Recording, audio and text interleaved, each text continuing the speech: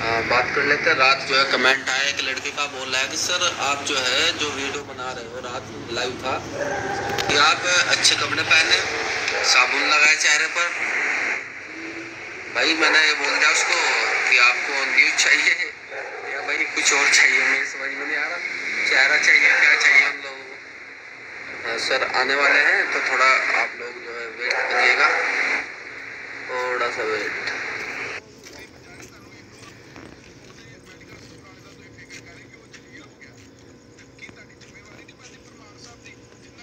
Sir आ चुके हैं और जिसका इंतजार था आप लोगों को, सर जो है अभी ऐड हुए हैं।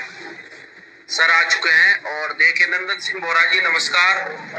नंदन सिंह बोरा जी जो है, इनको किसी परिचय के मोहताज नहीं है, आप भी जानते हो सभी लोग।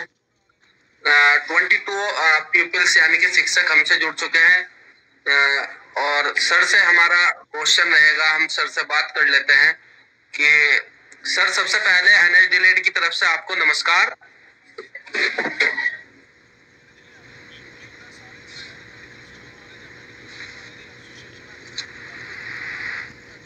डियर सर नमस्कार।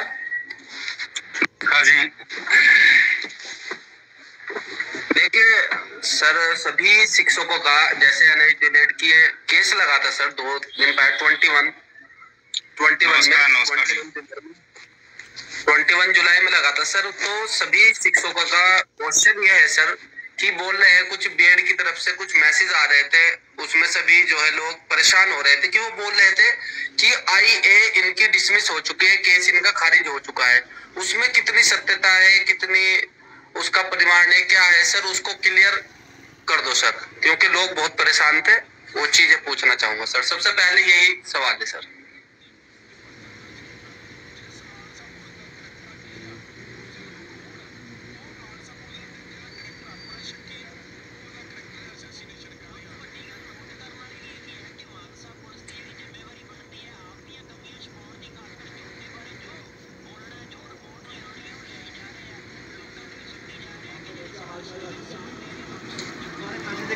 सर आवाज आ रही है मेरी? पहला तो ऐसा है, कोई भी जो हमारी इम्प्लीमेंट एप्लीकेशन जो हमारे लोगों द्वारा की गई थी, कोई भी खारिज नहीं हुई है। बाकी जज साहब ने उसमें यही कहा कि जो आगामी जो सुनवाई होगी, उस सुनवाई में इसके संदर्भ में विचार हम करेंगे करके। यद्यपि वो 21 तारीख को। हाँ, आपकी आवाज आ रही है? जी जी सर। मेरी आवाज आ रही है? जी सर आ रही है सर, आ रही है सर। ठीक है। जैसा कि आपने बताया कि परसों जो हमारे इम्प्लीमेंट एप्लीकेशन थी 21 तारीख को, वो क्या खारिज हो गई है। सभी लोगों को, आपके दर्शकों को, हमारे एनएच के परिवार के सदस्यों को बताना चाहता हूं, जिन्होंने भी इम्प्लीमेंट एप्लीकेशन अपनी दायर कर रखी है, किसी की भी खारिज नहीं हुई है। यद्यपि 21 तारीख को जज साहब थोड़ा सा जल्दी में थे, अपना जो उनका शेड्यूल था वो बहुत इस ढंग के लगा कि जो केस वगैरह थे वो बहुत तीव्रता के साथ उन्होंने आधे घंटे पौने घंटे में पूरी सभी केसों को उन्होंने मतलब आगे को डेट वगैरह उसमें दे दी और कुछों को उन्होंने खारिज भी किया।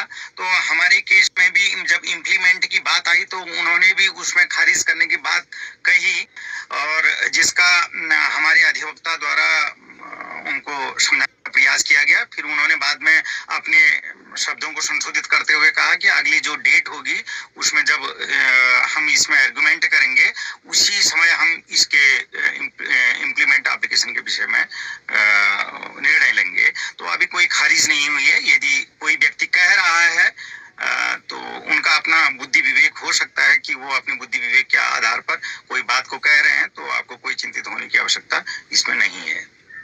और वो उसी में लोगों का कहना है कि वो उसी में घुसते कि काउंसलिंग शुरू नहीं होगी, कि एनएच डिलेट जो गया था वहां पे काउंसलिंग शुरू कराने के लिए गया था, यानी कि जो स्टे लगा हुआ है इसको हटाने के लिए गया था। स्टे हट जाएगा तो इसका मतलब ये है कि जो एनआईएस पर एनआईएस हो चाहे बीएड हो कुछ भी हो, अगर स्टे हट जाएगा तो इसमें एनआईएस डिलेट ऑटोमेटिकली वहां पे आ जाएगा। जैसे जो है जाहिर सी बात है, एनआईएस कभी स्टे का पक्षधर ही नहीं रहा कि इसमें रोक लगे, भर्ती प्रक्रिया पर रोक लगे। हमने कभी भी इस बात का समर्थन नहीं किया। तथाकथित हमारे कुछ साथी जो विरोधी विचारधारा रखते हैं, उनका मत है, उनका मानना है कि एक ओर से कि भाई हम काउंसलिंग करवाएंगे जल्दी से जल्दी इसमें जो, पर उनकी कथनी और करनी में इतना अंतर है। इधर तो ये कहा जाता है कि हम समाचार पत्रों के माध्यम से और मतलब अनेक माध्यमों से लोगों को, अपने जो उनके साथी लोग हैं उनको ये सांत्वना दी जाती है कि भाई हम जल्दी से जल्दी इसमें स्टे वगैरह हटवा रहे हैं। और दूसरी ओर उनके अधिवक्ता के द्वारा अपना कोर्ट में, जब हम 18 तारीख को हमने इम्प्लीमेंट एप्लीकेशन भी लगवाई थी और अर्जेंसी भी लगाई थी, मेंशन भी किया था, शायद वो इनको दिख भी रहा होगा जो शॉर्ट ऑर्डर ऑफिस रिपोर्ट आई थी उसमें किसके द्वारा वो मेंशन किया गया करके। जो ही 18 तारीख की डेट हमारे शनिवार को उसमें कॉज लिस्ट में आती है, तुरंत उनके अधिवक्ता के द्वारा एक लेटर सर्कुलेट किया जाता है कि भाई हमारे जो रिश्तेदारी में है कोई एक्सपायर हो गया, इसलिए हमको 1 हफ्ते का टाइम दिया जाए, हम इसमें उपस्थित नहीं हो सकते हैं। उसके बाद पुनः जब हमारे द्वारा प्रयास किया गया और वो तिथि 21 तारीख को नियत की गई, तो उसमें बकायदा ये लिखा गया था कि इसमें जो सरकार द्वारा दाखिल की गई एसएलपी है उसी में बहस होगी। अगर ये कॉज लिस्ट आप देखेंगे तो उस कॉज लिस्ट में क्लियर कट इस बात को लिखा हुआ है। पुनः उनके अधिवक्ता द्वारा यही कहा गया कि हमको थोड़ा टाइम दे दीजिए, कुछ दस्तावेज हमको और दाखिल करने हैं। जब आप एक और कह रहे हैं कि हम इसमें स्टे हटाना चाहते हैं, काउंसलिंग चालू करवाना चाहते हैं, फिर ऐसी पीड़ा क्यों, फिर ऐसी बातें न्यायालय में क्यों? सरकार के द्वारा आप कहते हो कि अर्जेंसी लगवाई जाएगी, और जो अधिवक्ता आपके वहां पैरवी कर रहे थे माननीय श्री अभिषेक अत्री जी, उनको हटा दिया गया। हमको कोई तकलीफ नहीं है, आप किसी को भी वहां पर लाइए आर्गुमेंट के लिए, पर अभिषेक अत्री जी को आपने हटाया तो सरकारी जो दूसरा अधिवक्ता रखा था उसको तो वहां पर पेश करवाइए। और दूसरी बात, सरकार के द्वारा बारंबार समाचार पत्रों के माध्यम से कुछ समाचार पत्र जो भी इनके अपना जो स्टेटमेंट हैं वो एक व्यक्तिगत संगठन के ही स्टेटमेंटों को उसमें वो दर्ज करते हैं, हम अपने समाचार पत्रों में स्थान देते हैं। बाकी एनआईएस डीएलएड का भी कोई पक्ष होगा, वो भी तो कोर्ट में अपनी पैरवी वगैरह कर रहा, तो आप एक बात उन एनआईएस डीएलएड के भी किसी कैंडिडेट का बाइट स्टेटमेंट वो कर लिए। ये जो भी बातें हैं, जो भी नाटक है, वो जग जाहिर हो चुका है, सबको पता है कि ये लोग कह क्या रहे हैं और कर क्या रहे हैं करके। आप एजेंसी लगा रहे हैं, आप मेंशन कर रहे हैं, आप अपना काउंसलिंग चालू कर रहे हैं, एनआईएस डीएलएड आपके समर्थन में है इस मैटर में। आप अपने ही कैंडिडेटों के साथ एक धोखा कर रहे हैं कि हम एजेंसी लगा रहे हैं, हम मेंशन कर रहे हैं, हमारा केस इस तुरंत हम इसमें जो स्टे लगा, स्टे खोल करके काउंसलिंग करेंगे। तो वो बात जो धरातल पे है, जो कोर्ट में चल रहा है, वो इससे बिल्कुल विपरीत है। वो कोई काउंसलिंग नहीं चाहते हैं, वो इस मामले को कोर्ट में पड़ा ही रहने देना चाहते हैं। जबकि पूर्ण रूपेण ये चाहता है ये भर्ती प्रक्रिया चालू हो, काउंसलिंग चालू हो, जो हमारे नौनिहाल बच्चे हैं विद्यालयों में उनको शिक्षक मिले, योग्य शिक्षक मिले। हम इसके पक्षधर हैं और इसके लिए कार्यवाही भी हमारी गतिमान है। जैसे सर आपने हाई कोर्ट में जीत दिलाई है एनएच डीएलएड को, आप हमारे वकील थे वहां पे बहुगुणा जी, ऐसी आपसे उम्मीद रहेगी कि सुप्रीम कोर्ट में भी आप जो है बढ़िया तरीके से पैरवी करके जल्द से जल्द यहाँ पे केस जितवाए। उसके लिए आप जो है सभी लोगों का प्रयास भी कर रहे हैं, सभी लोगों की तरफ से एनएच दिल्ली, बल्कि पूरे देश की नजर आप पर ही है। वो पूछते हैं रोज फोन करके कि कब नंदन सिंह बोहरा जी लाइव आएंगे और बात करेंगे और इसके बारे में बताएंगे केस कब तक ये पूरा हो जाएगा। तो ये लोगों के दिल में सवाल है सर, ये भी बताइए सर कब तक हो सकता है, क्या कर...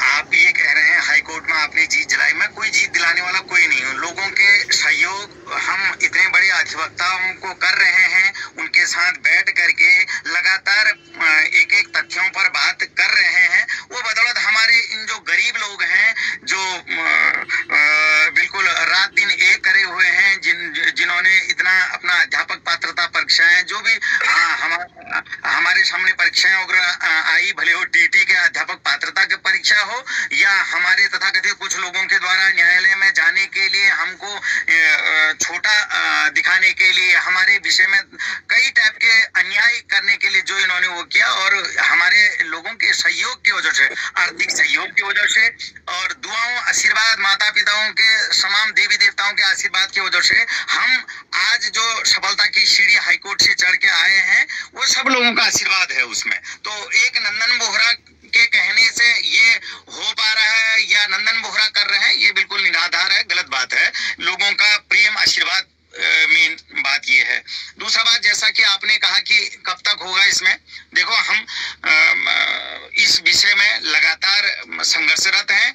हम हर मामले में कानूनी दाव पेच ये जो खेल रहे हैं कि इसमें स्टे जो लगा हुआ है वो लगा रहे, और तमाम टाइप की, जैसे मतलब इनका मतलब कई लोगों का मैंने ये देखा कि अपना ना हो इस बात की तकलीफ नहीं है, एनआईएस डीएलएड का हो जाए ये बड़ी पीड़ा वाली जो व्यथा है। ये एक न एक दिन सूरज उगेगा, अंधेरा खत्म होगा, लोगों के चेहरे पर मुस्कान आएगी, और आपके चेहरे पर आ भी रही है वो। मैं निश्चित तौर पर कह रहा हूँ, ये जज साहब के सामने भी संज्ञान में भी ये बात आएगी, भैया केस इन्होंने दायर कर रखा है, समय ये ले रहे हैं। अरे इतना लंबा समय, 7 महीने हो गए हैं, और आप कह रहे हैं कि हमको दस्तावेज लगाने। कोई बात नहीं, आप दस्तावेज लगा लीजिए, इसके लिए भी आपको समय मिलेगा। आखिर कब तक?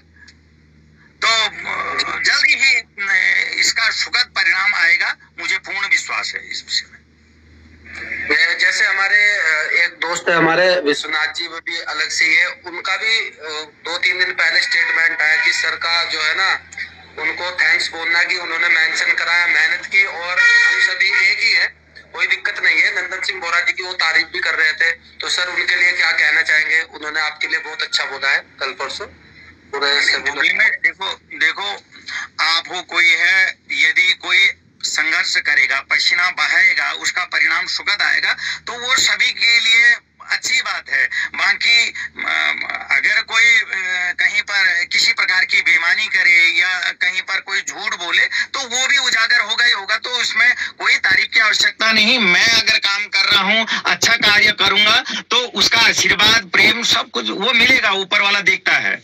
तो सर सवाल होता है, जैसे आप काम भी करते हो, तारीफ भी होती है, और कुछ लोग आपकी बुराई भी करते हैं, तो आप कैसे एडजस्टमेंट करते हो उसका कि आपको दिल को बुरा नहीं लगता कि मैं काम भी कर रहा हूँ, फिर ऐसे भी मुझे लोग कह रहे हैं, तो कैसे एडजस्ट करते हो सर उसको? देखो, जब मैं किसी के सुख की अपेक्षा नहीं करता हूँ, उसके तारीफ की अपेक्षा नहीं करता हूँ, तो दुख की भी अपेक्षा कैसे करूंगा? कहने दीजिए, जो जैसा कहेगा वो वैसा भरेगा। हमने देखो, मैं एनआईएस डीएलएड के लिए काम कर रहा हूँ, इसमें कोई संदेह नहीं है। जो भी मैं अपना पैरवी से लेकर के जो भी अपना कार्य पॉजिटिव सकारात्मक करने का प्रयास कर रहा हूँ, एनआईएस के लिए कर रहा हूँ, तो जाहिर सी बात है, विरोधी जो गैंग है या जो लोग हैं विचारधारा के तौर पर, उनको जाहिर सी बात की इसकी पीड़ा होगी, वो तो आशीर्वाद नहीं देंगे। मेरे को तो कोई बात नहीं है, मैंने उनका कोई विरोध नहीं किया भाई। उनका कहना है कि एनआईएस को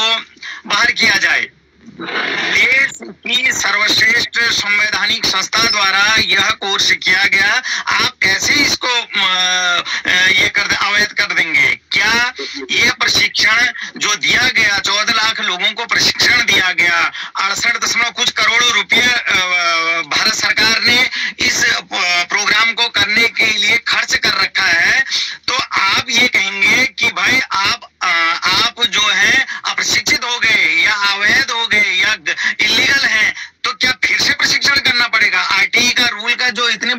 शैक्षणिक संस्था ने कोई प्रोग्राम कराया, वो प्रोग्राम खत्म हो जाएगा। तो तमाम टाइप की बातें हैं। मैं व्यक्तिगत तौर पर ये कतई भी नहीं कह रहा हूं कि किसी भी व्यक्ति को रोजगार ना मिले, उसके परिवार का भरण पोषण ना हो, पर मेरे अगर थाली में कोई छेद करे तो मैं उसका विरोध तो करना मेरा नैतिक धर्म बनता है।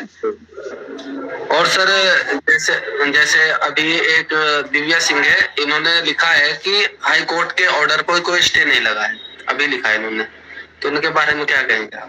देखो कौन है दिव्या, मैं नहीं जानता हूँ। कोई मूर्ख है, बेचारी परेशान है। मूर्ख किसी को नहीं कहते हैं, मूर्ख हम किसी को नहीं कह सकते हैं। उनका अपना बुद्धि विवेक है, उनकी अपनी तार्किक क्षमता है। अगर वो हमें मूर्ख बोल रहे हैं ना सर, हमने मूर्ख बोल दिया,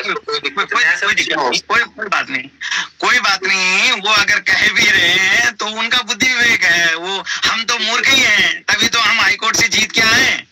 जी जी जी। तो सर आपकी खुशी बता रही है कि जल्दी हमें सुप्रीम कोर्ट में बहुत अच्छा रिजल्ट देखने को मिलेगा, और जितने भी एनएच के शिक्षक है उनके चेहरे पर भी खुशी भी है। एनएच बोहरा सर जिंदाबाद, जौहरा सर जिंदाबाद, ये बहुत ज्यादा लिख भी रहे हैं लोग।